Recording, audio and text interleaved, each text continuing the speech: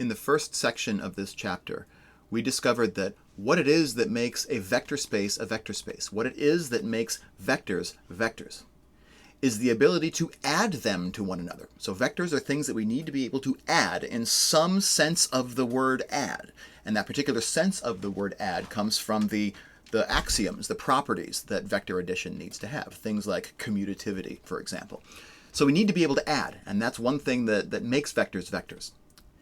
Vectors also need to be able to do one other thing, and that is they need to be able to be multiplied by scalars. So a vector can be said to be anything that belongs to a collection of like objects that can be added together in a coherent way, and that can also be multiplied by scalars in a coherent way.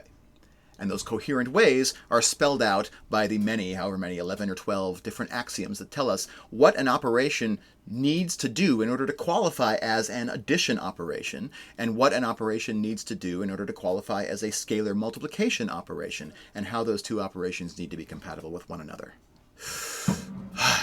So if that's what vector spaces are, then in this section we want to go back to the concrete a little bit more and study what happens when addition and scalar multiplication blend together.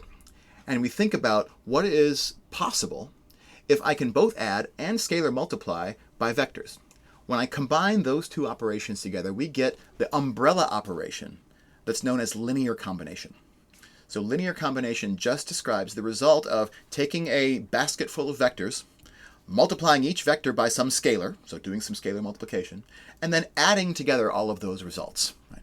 That forms what we call a linear combination of that basket of vectors.